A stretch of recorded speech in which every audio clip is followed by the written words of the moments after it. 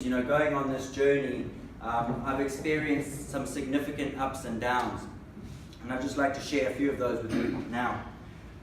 So, one of the main ones was being unemployed, and you know, when you switch jobs quite a bit, you don't make a very good employee, and entrepreneurs don't make good employees. But as tough as that was, what I found is I had the time to really explore and create. And some of my best entrepreneurial ideas came from when I was unemployed.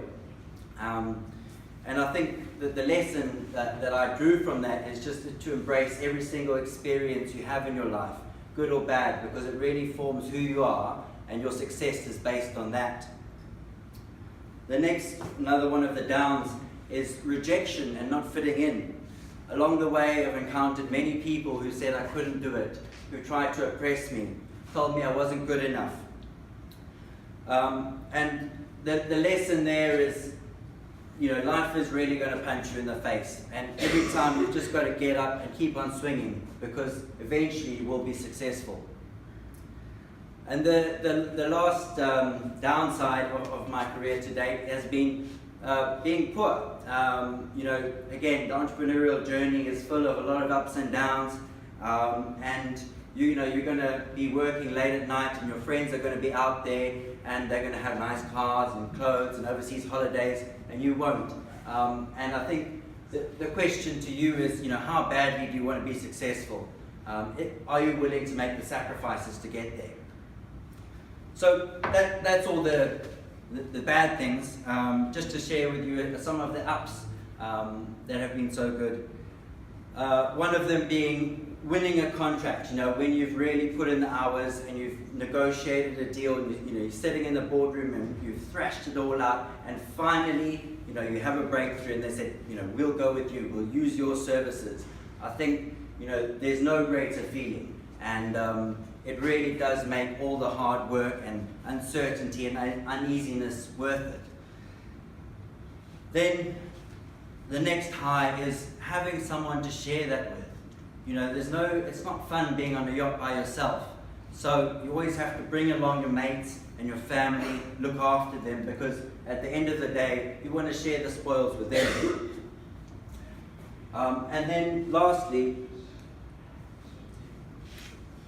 beating the competition. I get a real rush out of that. You know, I've come up head to head with people with more experience, more money, better education, and sometimes when you beat them, it's just, again, it makes it worth it, and it's so invigorating as opposed to just doing some kind of mundane task.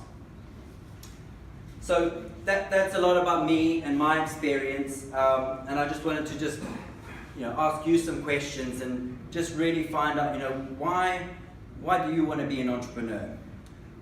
What's the real reason behind it? You know, is it to be cool? Because you want to help people? Because you want to help yourself? Because you want to be famous? I think, you know, it's very important to find out what's your why. And I recommend going and reading The Toilet Paper Entrepreneur. It really helped me find my why. And linked to that is, you know, your purpose. And once you find your purpose, I think the rest becomes very, very easy. So, what makes a great entrepreneur?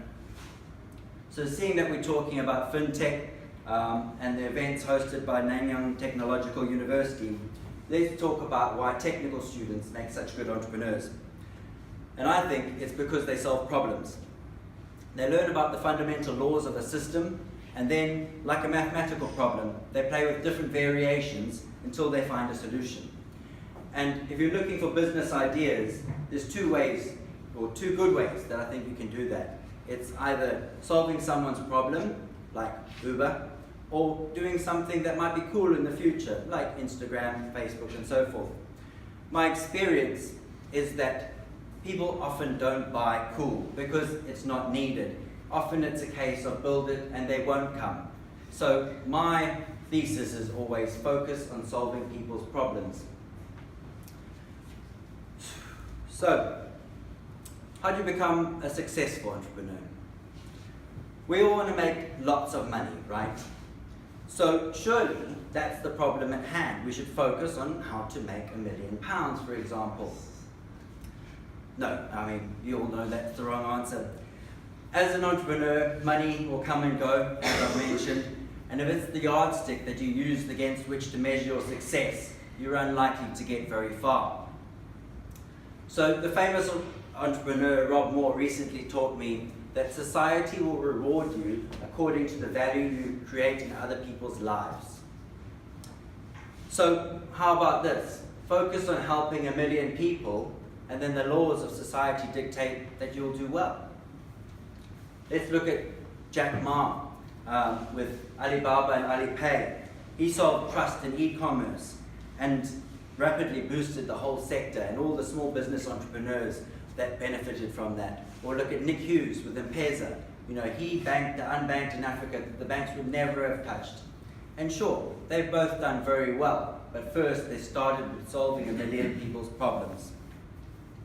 And you know, I just want to be clear, you know, there's no shame in being rich. There's been studies that have proved that if you're poor, there's no possible way you can be happy because your life choices are so constrained that you can't walk down the road with a smile on your face.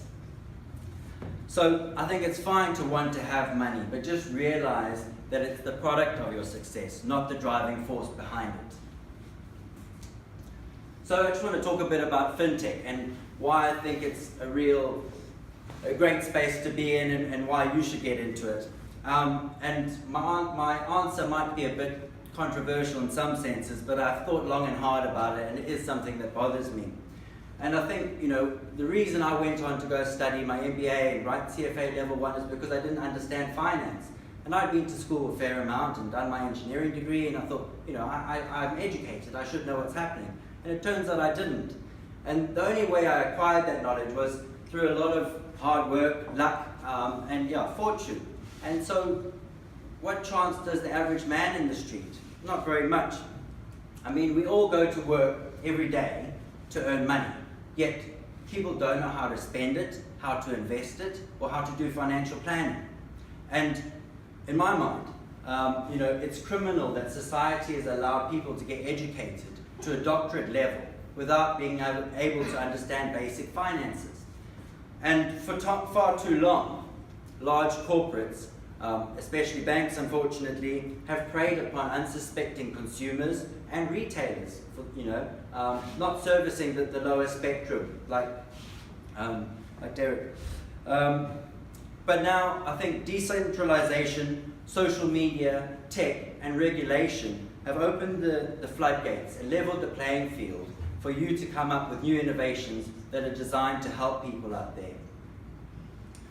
So in my mind, there's billions of enslaved consumers out there with huge credit card bills, and they're just waiting for you to solve their problems. And if you help them, they'll help you back. So I just want to finish off with a few words just saying, yes, entrepreneurship is difficult, but also just think about the world you're going to be entering now, the working world. It's not easy. It actually may be more difficult than entrepreneurship. There isn't a cushy salary waiting for you.